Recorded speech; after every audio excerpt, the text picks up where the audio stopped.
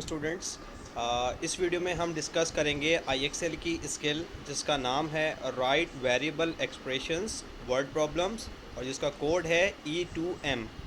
ठीक है, इससे पहले मैं अपनी एक वीडियो रिकॉर्ड कर चुका हूं कि अलजेब्रिक एक्सप्रेशंस कैसे लिखी जाती हैं और क्यों लिखी जाती हैं।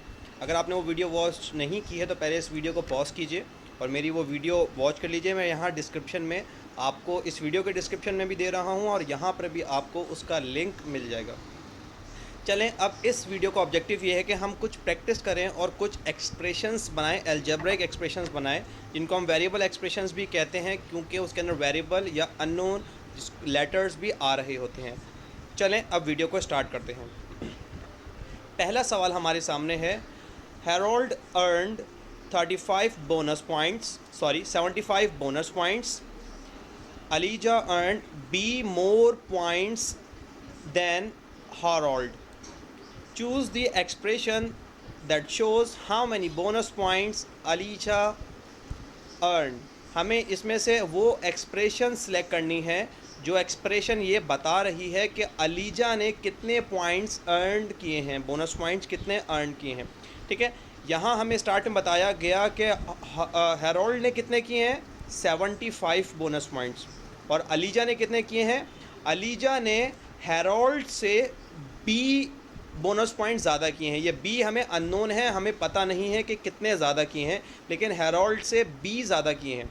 हैरोल्ड ने किए हैं 75 और इसने बी ज़्यादा किए हैं। इसका मतलब है कि 75 में अगर बी को मिला दिया जाए, क्योंकि बी ज़्यादा किए हैं, यहाँ पर मोर आ रहा है मतलब ज़्यादा किए हैं अलीजा ने, तो अलीजा का आएगा 75 प्लस बी, जो कि ये वाली एक्सप्रेशन है। ठीक है, क्योंकि उसने 75 हार्नोल्ड ने किए हैं और अलीजा ने 75 में बी और किए हैं, ज़्यादा किए हैं, तो इन दोनों को जब प्लस किया जाएगा तो पता चलेगा कि अलीजा ने कितने बोनस पॉइंट अर्न किए हैं।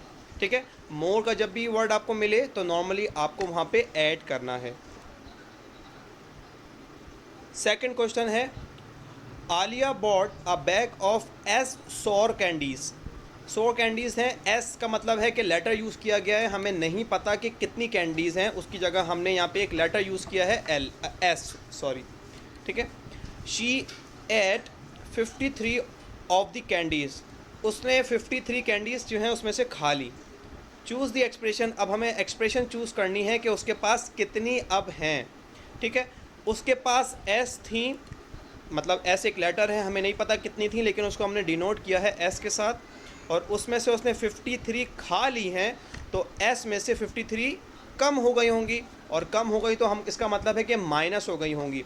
इसका मतलब है एस थी माइनस हो गई 53। इसका मतलब है कि ये ठीक एक्सप्रेशन है, एस माइनस 53।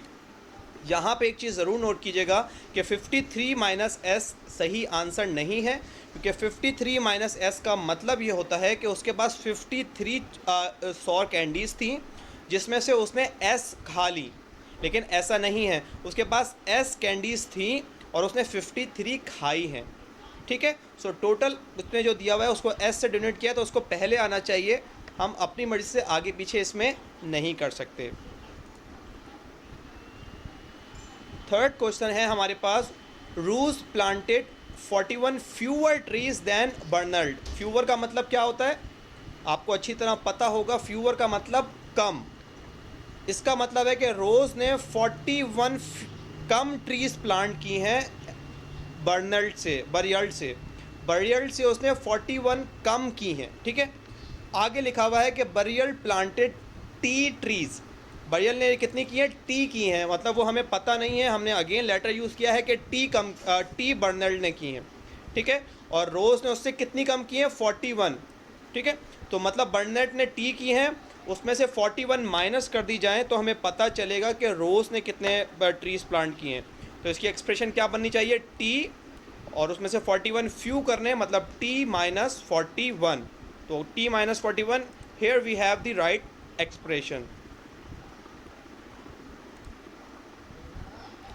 नेक्स्ट हमारे पास है, Eric picked 11 pairs, Rodrigo picked T fewer pairs than Eric. Fewer का मतलब आया, इसका मतलब है कि अगेन कम किए हैं, 11 एरिक ने किए हैं और रोड्रिगो ने उससे p कम किए हैं, मतलब 11 माइनस p करो तो आपको पता चलेगा कि रोटर ने कितने किए हैं। तो हमें उसकी एक्सप्रेशन बनानी है, तो p माइनस 11 माइनस p इसकी राइट सॉल्यूशन है। p माइनस 11 क्यों नहीं है? p माइनस 11 का मतलब ये है कि एरिक ने p की हैं और 11 उससे कम की हैं रॉड्रिगो ने, लेकिन यहाँ पे लिखा हुआ है कि रॉड्रिगो ने p कम की हैं एरिक से, और एरिक का हमको पता है कि उसने 11 की हैं। तो 11 में से जब हम p माइनस करेंगे तो हमें पता चलेगी राइट सॉल्यूशन, ना कि हम p में से 11 को माइनस करें। Okay, next, Emilia bought 8 packs of baseball cards. There are C cards in each pack. Choose the expression that shows how many baseball cards Emilia bought. अब इसको गौर से देखिएगा, ये कह रहे हैं कि एमिलिया ने 8 पैकेट्स ख़रीदे हैं कार्ड्स के, बेसबॉल कार्ड्स के 8 पैकेट्स ख़रीदे हैं, ठीक है। And there are C cards in each packet. अब एक पैकेट में कितने कार्ड्स हैं वो हमें नहीं पता, उसको कहा जा रहा है कि C हैं वो कार्ड, एक लेटर से डोनेट किया है क्योंकि अननोन है तो C कहा गया है कि C एक पैकेट के अंदर हैं, ठीक है, और उसने 8 पैकेट्स लिए हैं। तो हमें क्या करना चाहिए?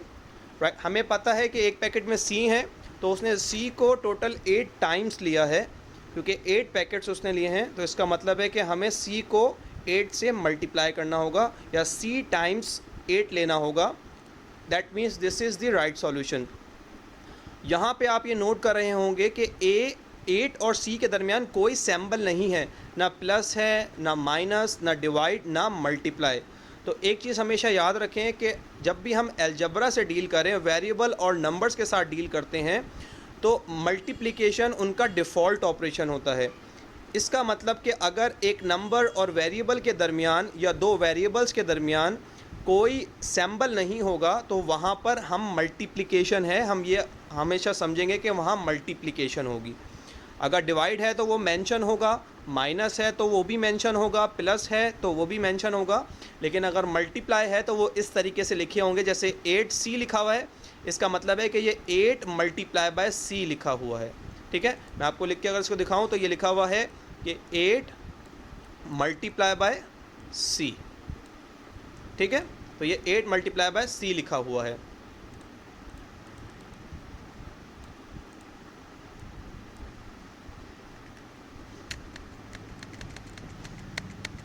ओके आगे चलते हैं, इसको सबमिट करते हैं। Brain has 10 peppermints, Joe has P fewer peppermints than brain. Again fewer का वर्ड आया तो इसका मतलब है कि हमें माइनस करने हैं। ब्रेन के पास 10 है और उसके पास उससे P कम है, तो 10 माइनस P करेंगे तो हमें पता चलेगा कि जॉ के पास कितनी है, ठीक है। सो जॉ हैव 10 माइनस P, क्योंकि 10 उसके ब्रेन के पास है, उसमें से P को माइनस करें तो हमें जॉ का पता चलेगा। क्यों? क्योंकि जॉ ने ब्रेन से P पेपरमिंट्स कम हैं उसके पास। लास्ट क्वेश्चन हम इसमें डिस्कस करेंगे। There were F frogs in a pond, 99 of the frogs hopped away. Choose the expression that shows how many frogs are in the pond now. इसका मतलब है कि एक पॉन्ड के अंदर F फ्रॉग्स थे, मतलब हमें नहीं पता कितने थे, हमने उसको एक लेटर से डोनेट किया है F, और उसमें से 99 फ्रॉग्स जो हैं वो उसमें से निकल के चले गए, वहाँ से उसने जंप आउट कर लिया, उन्होंने 99 चले गए। तो पहले F थे, अब उसमें से 99 क्या हो गए होंगे? 99 उसमें से कम हो गए होंगे। सो F माइनस 99 हमारे पास उसके अंदर अभी भी पॉन्ड के अंदर फ्रॉग्स होंगे। तो ये राइट एक्सप्रेशन है कि ये राइट एक्सप्रेशन है कि F थे, उसमें से 99 कम हो गए। मैं कोई डिवीज़न का भी एक सवाल चाहता हूं कि डिस्कस हो जाए इसके अंदर। मैं नेक्स्ट करता हूं ताकि कुछ सवाल इस तरह का आ जाए जिसमें डिवीज़न हो।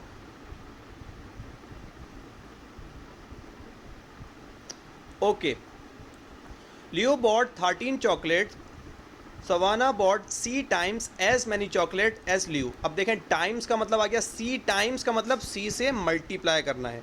टाइम्स हमेशा हम प्रोडक्ट कहते हैं, टाइम्स कहते हैं, उसको हम हमेशा मल्टीप्लाई के साइन से यूज़ करते हैं।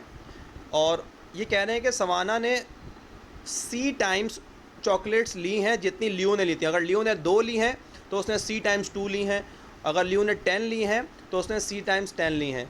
यहाँ पे हमें पता चल रहा है कि लियो ने 13 ली हैं और उसने C टाइम्स लियो के बराबर ली हैं, तो हमारे पास आंसर आएगा 13C, मतलब 13 मल्टीप्लाई बाय C। ठीक है, हमें पता है कि मल्टीप्लाई का साइन हम जब भी अलजेब्रा में डील करते हैं तो मल्टीप्लाई का साइन लगाना ज़रूरी नहीं होता। नेक्स्ट,